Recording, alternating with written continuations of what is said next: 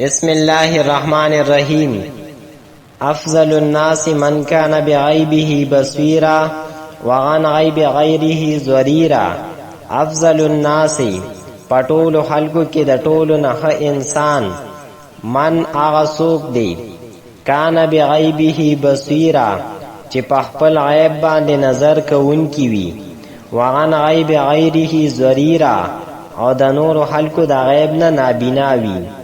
په دې سبق کې د ټولو نه د بهترین انسان نشاندهی کړې ده او دی ویلي دي چې په انسانانو کې د ټولو نه بهترین انسان هغه دی چې دی په خپل غیب باندې نظر ساتي او د هغې اصلاح کوي، هغه د ځان نه اوباسي او د نورو خلکو غیبونو طرف ته توجه نه کوي.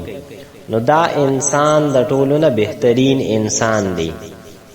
وجه دا ده چې کم انسان په خپل عیب باندې نظر ساتي نو دې ځان د بدو کارونو خرابو کارونو نه ساتي او د ښو کارونو طرف ته توجه کوي او د الله پاک یره د ده په زړه کې موجود دی. او دویمه وجه د ښه کېدو دا ده چې کم انسان د نورو خلکو غیبونو ته نظر نه کوي او توجه ورته نه کوي نو هغه د نورو خلکو غیبونه دا ظاهری نه. نو دا مې یو ښه صفت دی چې کوم انسان د نورو خلکو غیبونه نه ظاهری.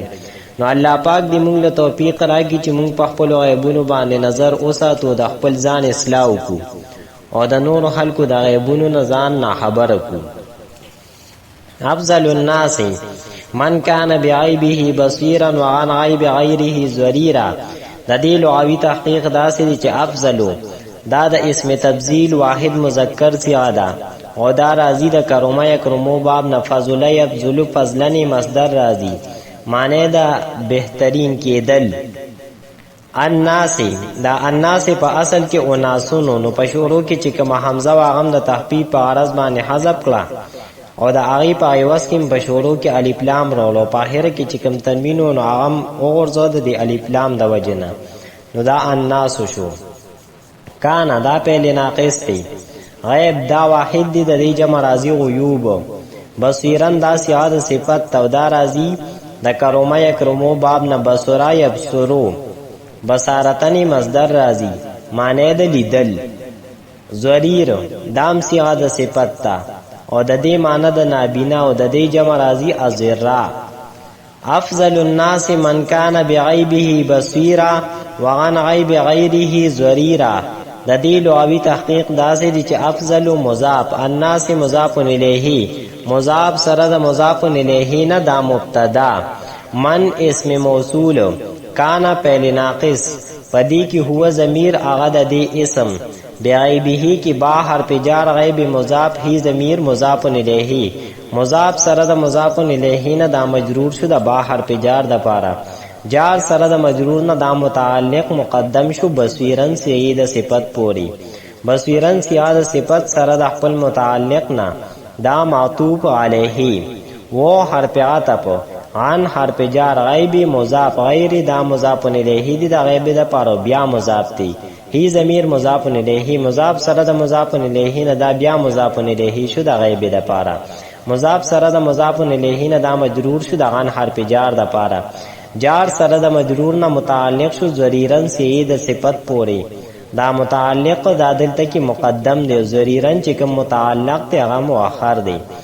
ضریرن سیاد صفت سره د خپل متعلق نه دا معطوف شو، معطوف علیه سره د معطوف نه دا خبر شو د کان پهل ناقص تپاره. کان پهل ناقص د خپل اسم او خبر سره جمله اسمیه خبریه دا سله شو د من اسم موصول لپاره، اسم موصول سره د صلې نه دا خبر شو د افضل الناس مبتدا لپاره، مبتدا سره د خبر نه جمله اسمیه خبریه.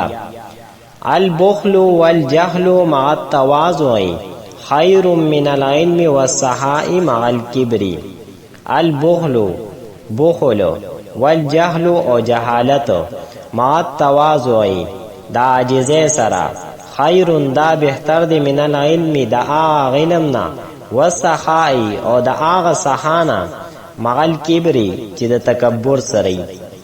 په دې سبق کې دا خبره بیان کړې ده کو یو انسان بهیلی او دی جاهلی خودی عاجز نو دا سړی بهترین دی دا هغه انسان نه چې هغه عالم او صحیح وي خو په هغه کې تکبري. وجه دا ده چې کوم انسان بهیل او جاهلی او د کې عاجزي وي نو د نورو خلکو خبرې ته غوږ ږدي، نو چې د نورو خلکو خبرې ته غوږ ږدي نو د نصیحت په وجه به دنه دا دوانه خراب صفتونه اوزي چې هغه بخل او جهل دی.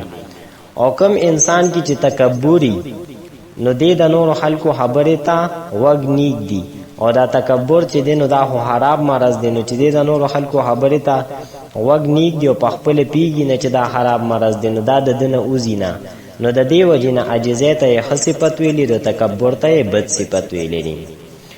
البخل والجهل مع التواضع خیر من العلم والسخاء مع الكبر.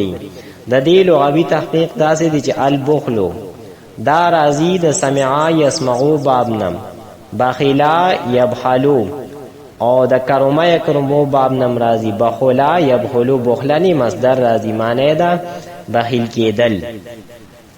الجهل دا راځي د سمعا یسمعو باب نه، جهلا یجهلو جهلنی مصدر راځي معنی دا نه پویدل. التواضع ادا التواضع چې دا مصدر دی د باب تفاعل نه، تواضع یتواضع تواضعا معنی دا عجزی کولو. خیرون دا خیرون دا اسم تبذیل دی په اصل کې وو اخیرو، نو یا متحرک ما قبل ته حرف صحیح ساکن ناغلو د یا حرکت ما قبل خاطه نقل کوس د حمزه اجد پاتې نشو مغرذوله، نو خیرون شو په اخر کې تنوین نونو، نو خیرون شو معنی د بهترین. العلم دا راځي د سمع یسمعو باب نه، علم یعلم علمنی مصدر راځي معنی د پویدل. السخاء دا راځي د نصر ینصرو باب نه، سخا یسهو سخاءن او سخاوتن د مصادر راځي معنی د سخا کول. الکبر دا اسم دی د دې معنی د تکبر. البخل والجهل مع التواضع خیر من العلم والسخاء مع الكبر. د دې ترکیب داسې دی چې البخل معطوف علیه و حرف عطف، الجهل معطوف علیه سره د معطوف نه دا ذوالحال شو، مع مضاف التواضع مضاف الیه مضاف سره د مضاف الیه نه دا حال شو د ذوالحال نه، ذوالحال سره د حال نه دا مبتدا شو.